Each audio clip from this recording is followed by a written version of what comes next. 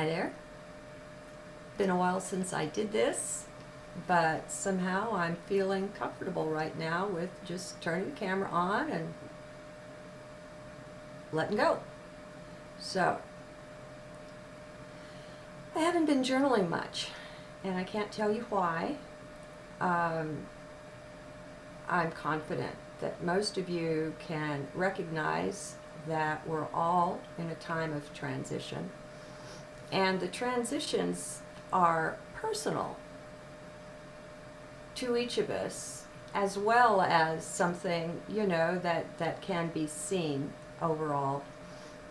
But people are still enabled to not see things based on whatever belief system they hold. Or they will see things that others won't, and it'll be because of how they're structuring their own particular reality. Most of us, without knowing that we're doing it. I want to put in a vote for the us part as a planet and as the family of mankind, man and woman, however you want to say it, as being one. The oneness is much larger than that, but surely it can start here. We can quit vesting so much belief in what's been used as divide and conquer tactics to separate us out in as many ways as possible, and get us arguing and looking amongst ourselves instead of seeing what's going on behind the scenes, seeing the total, the overall manipulation at work. Now, a whole lot of that, in my world anyway, is falling apart now. I can no longer believe in certain things, and I think it's fine. Overall, I've been in a pretty empty kind of a space. And it's strange, but I mean, how long have I been telling you guys that things feel strange? It's like every journal seems to open with something like that, and it's the reality. I mean, I don't know what part I'm playing in crafting that, but no doubt I am. And there are various physical manifestations, like as I sit here now, there's kind of an energetic humming going on at the base of my spine, and it's just the whole area of the torso there is like buzzing. Whatever. It'll all come together at some point in something that we can recognize, or it won't. And it doesn't really matter.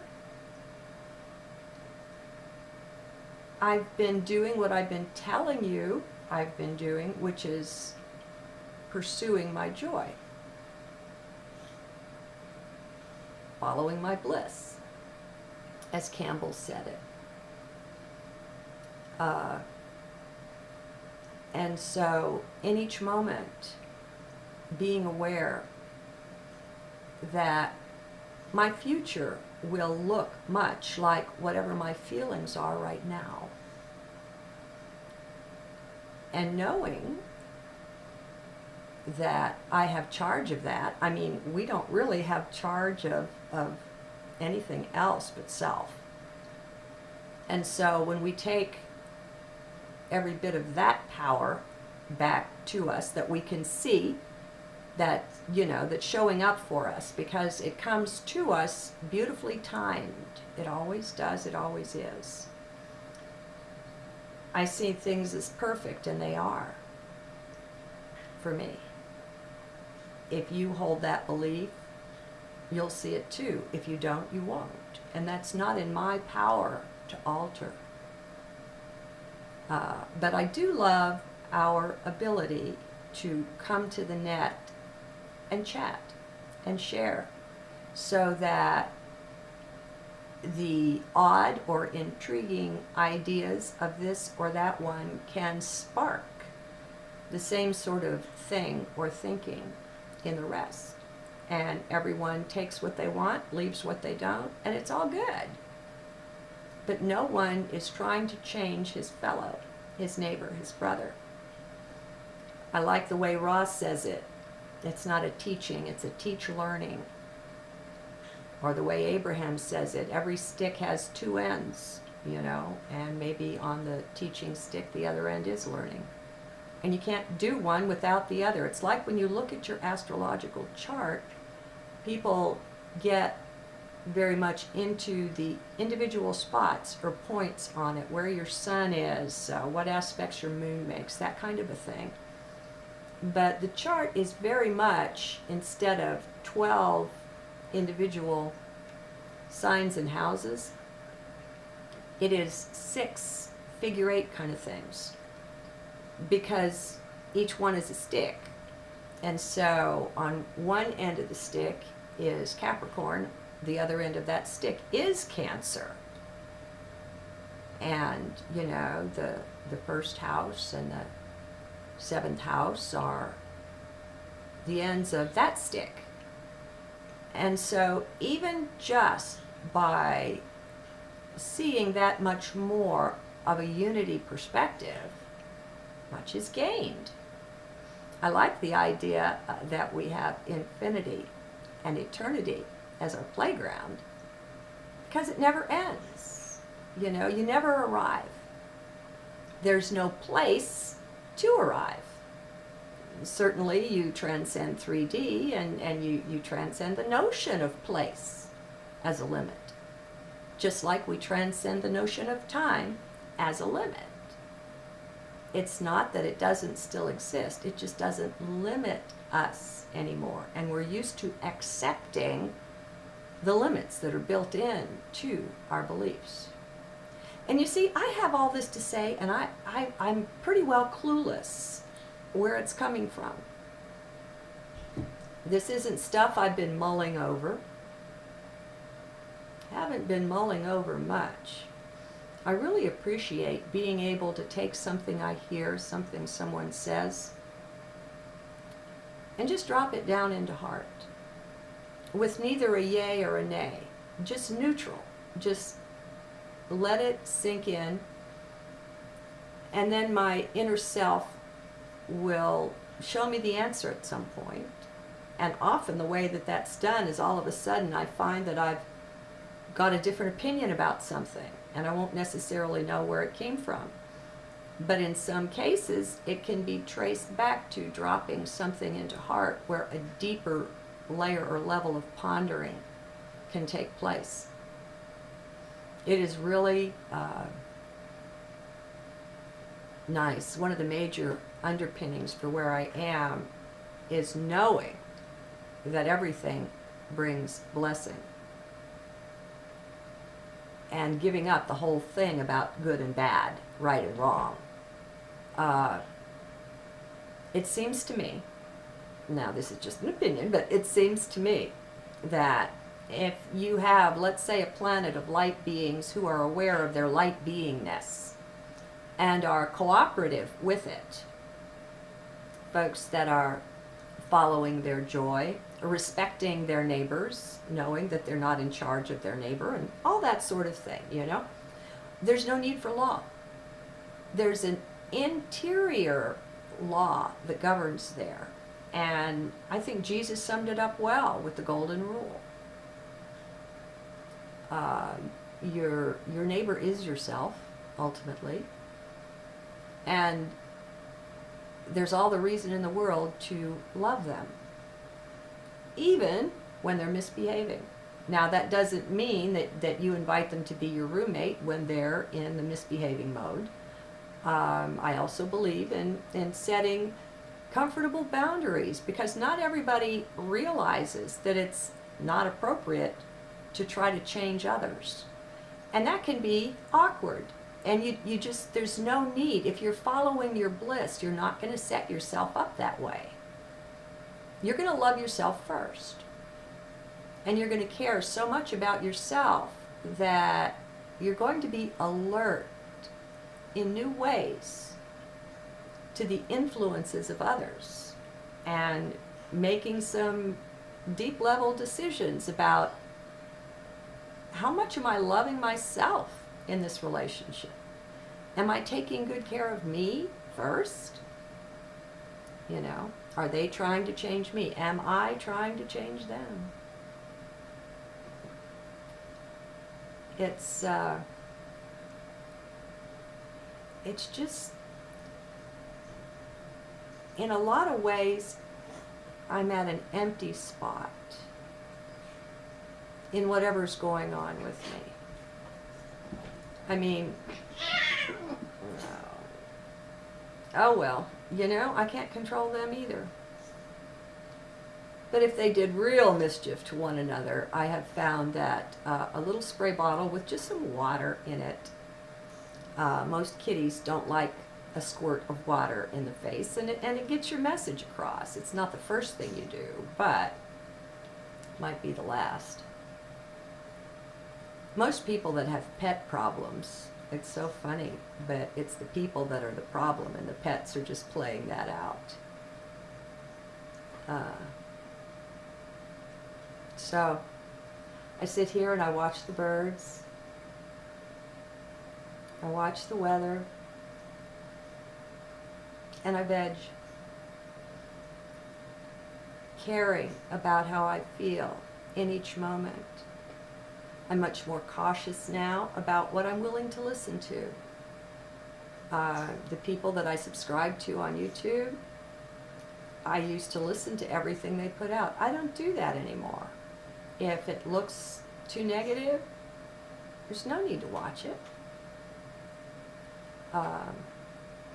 Our inner self knows everything that's going on, so on some level we're in touch with all of that. We do not need to educate ourselves to the nth degree.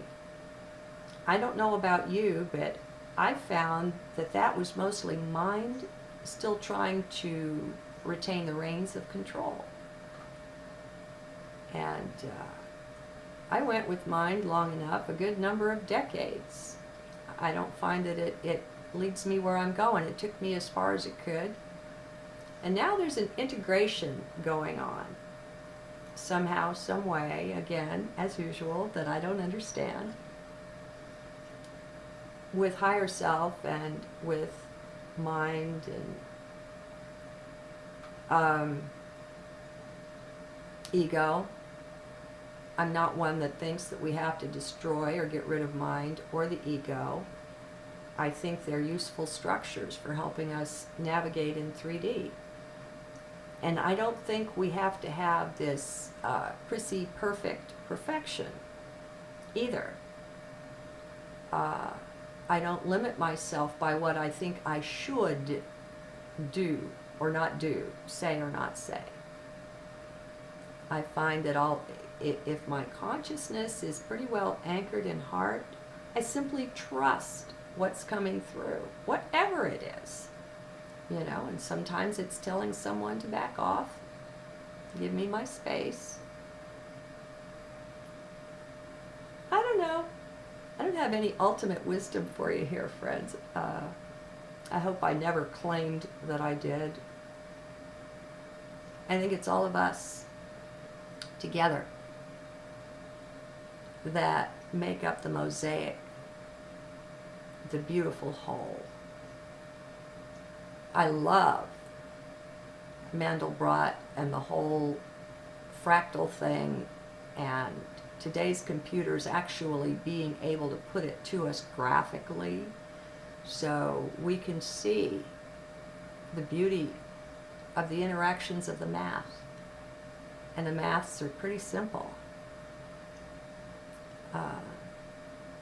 It's freaking awesome.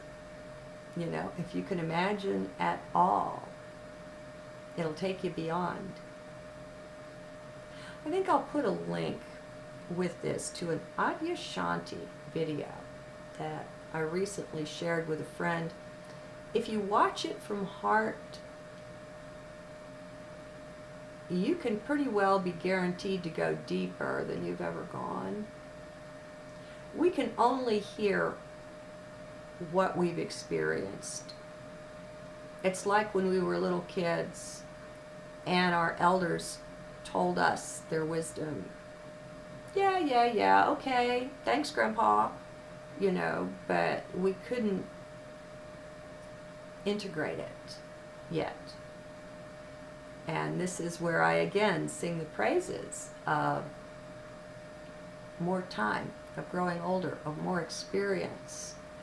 And the product of that seems to be a certain level or layer of wisdom.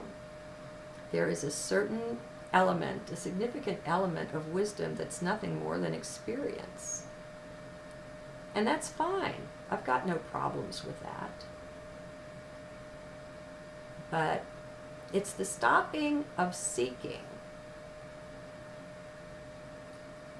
that takes you to this empty place where you know that right now you are all that you'll ever be. You know all that you'll ever know.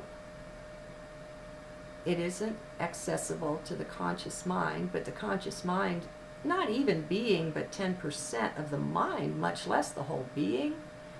And I'd say this 3D, 4D being that we are is you know, a paltry 0.1% or less of the wholeness of who and what we are.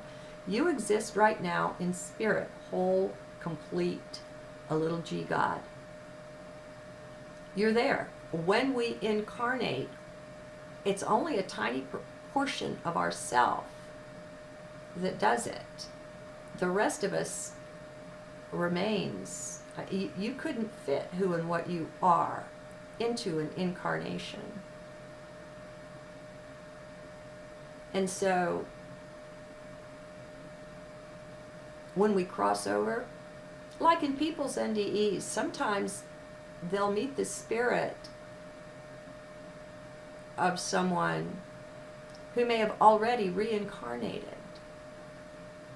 But that doesn't matter because we're always present in spirit.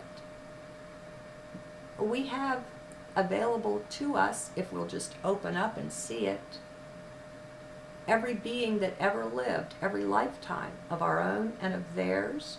We can consult with anyone because we're all always on the other side, and there the lovingness is acknowledged, accepted. It's the warp and woof of our being. And so there are certain things that excite us.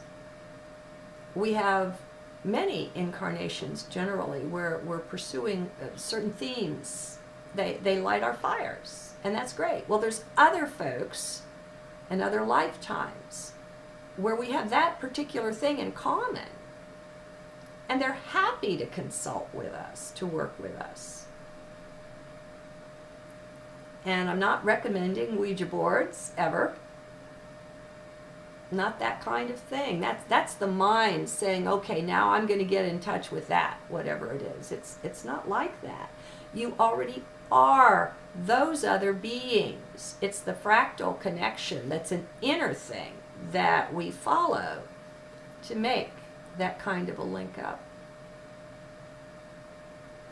Nobody's ever really gone from you. Nothing's ever really away from you. Nothing's ever really not you. And we each take our own road into this. And that's the beauty of it. No road is perfect, but together somehow there's a perfection in all of it. And it takes us all.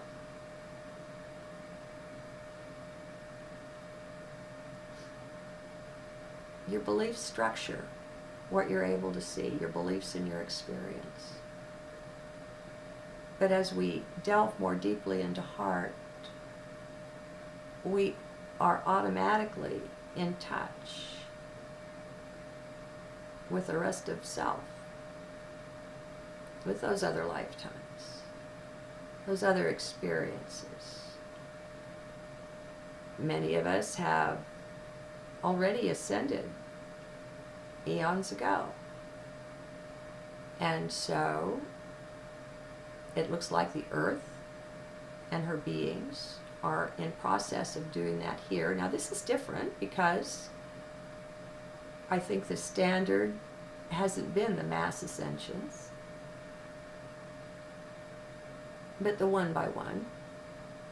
And so this is different. And it's fun. I mean, you know, this body is a ticket to the show. And it's a really cool show. And I'm really glad to be here. Send up a prayer for those in the Philippines. For the, I guess, the biggest storm that ever was, I've heard, hit them. And I'll give you a link to a short Dutch Sense video that shows the microwave pulse that started the storm. And you draw your own conclusions. You know, I think that's what Dutch does. It's just we chatter and we share from our perspective what things look like. And we leave it to everybody else to make of it what they will. There's no need to bash one another. And a lot of us have already realized that, and a lot more are beginning to realize how pointless it is. Whoever it is, it's your brother, your sister. And bashing is just inappropriate for higher dimensional beings, which is what we're accessing now. That's the movement, where it's going to. Strange things are happening with the sun, too. There have been some recent CMEs that sent a blast of solar energy our way. And the interesting thing about these solar events is the shortness of their duration. They're like X-class flares, lasting a minute or less. And I guess the astronomers have a word for this. It's crocheting, the effect on our Earth's atmosphere they call crochet. And so you might enjoy visiting spaceweather.com. Whenever you see this, you can still visit there because they keep the archives, and you'll find them for this week. Let's see, what's the date? I know I'm in November of 2013, so I'm doing good. Okay, so today's, oh, my eyes aren't good, either the 8th or the 9th. I guess it's the 9th. So you can look in the upper right and just put in whatever date you want to see. And they generally have a short video of the blast and a little bit of text laying out what they understand at a very high level. I think it's fun. We're in a solar wind right now, and we haven't been for a little while, so I guess yesterday and today. And they're not explaining it, saying what caused it. So it's not sunspots. So it's probably the CMEs, the flares, hitting Earth's atmosphere. I don't know, though. Don't take me for a know-it-all on any subject. So, you know, verify. Do your own due diligence on anything. And I vote for less blaming all around, less finger pointing at so-and-so for being off the mark. As long as we can say what we have to say with respect, disagree, but do it respectfully, we'll go a lot farther than we've gone with the old way of the bash and blame nonsense. Namaste. And it's strange, but I mean, how long have I been telling you guys that things feel strange? It's like every journal seems to open with something like that, and it's the reality. I mean, I don't know what part I'm playing in crafting that, but no doubt I am. And you know, there are various physical manifestations, like as I sit here now, there's kind of an energetic humming going on at the base of my spine, and it's just the whole area.